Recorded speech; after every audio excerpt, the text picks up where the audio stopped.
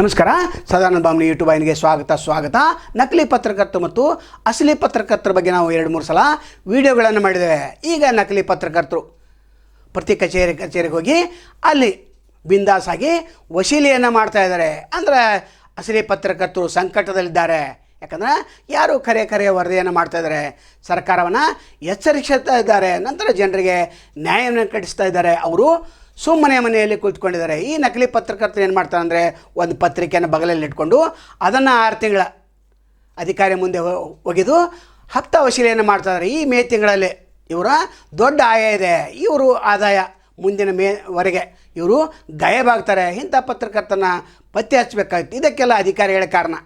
ಅಧಿಕಾರಿಗಳು ಯಾರು ಪತ್ರಕರ್ತರು ಯಾರು ಪತ್ರಕರ್ತ ಅಲ್ಲ ಅನ್ನೋದು ಪತ್ತೆ ಹಚ್ಚಬೇಕಾಗ್ತದೆ. ಇವರೇ ಇವರನ್ನು ಸೃಷ್ಟಿ ಮಾಡಿದ್ದಾರೆ. ಪ್ರತಿ ಒಂದು ತಾಲೂಕಿನಲ್ಲಿ ಹೋದಾಗ ದಿನಾಲು 20-30 ಜನ ನೋಡ್ಲಿಕ್ಕೆ ಸಿಗ್ತಾರೆ. ಇವರು ಯಾವುದೋ ಒಂದು ಯೂಟ್ಯೂಬ್ ಚಾನಲ್ ಲೋಗೋ ಅಂತ ಹೇಳ್ತಾರೆ. ನಂತರ ಯಾವುದೋ ಒಂದು ಪತ್ರಿಕೆ, ವಾರ ಪತ್ರಿಕೆ, ಅದು 10 ವರ್ಷ ಹಿಂದಿನ ಬಂದಾಗಿರ್ತೈತೆ.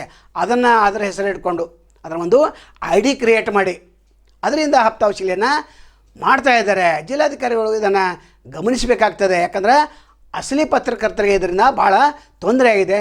ಪತ್ರಕರ್ತರ ಏನೋ ಒಂದು ವ್ಯವಹಾರ ಇದೆ, ಅದು ಬಂದಾಗಿದೆ. ಅಂದರೆ ಪ್ರಜಾಪ್ರಭುತ್ವದಲ್ಲಿ 4ನೇ ಅಂಗ ಇದಕ್ಕೆ ಹೊಡೆತು ಬಿದ್ದಿದೆ. ನಕಲಿ ಪತ್ರಕರ್ತರ ಹಾವಳಿಯನ್ನು ಯಾವ ರೀತಿ ತಡೆಗಟ್ಟಬೇಕು ಅನ್ನೋದು ಒಂದು ದೊಡ್ಡ ಮೀಟಿಂಗನ್ನು DC ಅವರು ಮಾಡಲೇಬೇಕಾಗ್ತದೆ. ಇನ್ನು ಅಧಿಕಾರಿಗಳಿಗೆ ಏನು ಹೇಳೋತ್ತಂದರೆ, ನೀವು ನಕಲಿಗಳನ್ನು ಸೃಷ್ಟಿ ಮಾಡಿ ನಿಮ್ಮನ್ನು ನೀವು ಉಳಿಸ್ಕೊಳ್ತಾ ಇದ್ದೀರಿ, ಆದರೆ ಪ್ರಜಾಪ್ರಭುತ್ವಕ್ಕೆ ನೀವು ಒಂದು ದೊಡ್ಡ ಹೊಡೆತವನ್ನು ಕೊಡ್ತಾ ಇದ್ದೀರಿ. ಪತ್ರಿಕಾ ರಂಗಕ್ಕೆ ಒಂದು ಕಳಂಕವನ್ನು ಉಂಟು ಮಾಡ್ತಾ ಇದ್ದೀರಿ.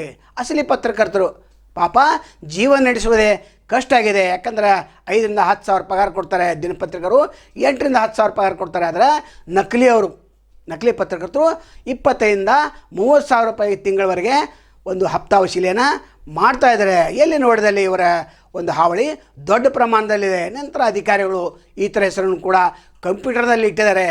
ಇವರಿಗೆ ಪ್ರತಿ ವರ್ಷ ಬಂದು ನಿಮ್ಮದೇನು ಕೊಡೋದೈತಿ ಅದನ್ನು ತೆಗೆದುಕೊಂಡು ಹೋಗಂತ ಹೇಳ್ತಿದ್ದಾರೆ. ಆದರೆ ಅಸಲಿ ಯಾರು ನಕಲಿ ಯಾರು ಇವರಿಗೆ ಗೊತ್ತಾಗ್ತಾ ಇಲ್ಲ.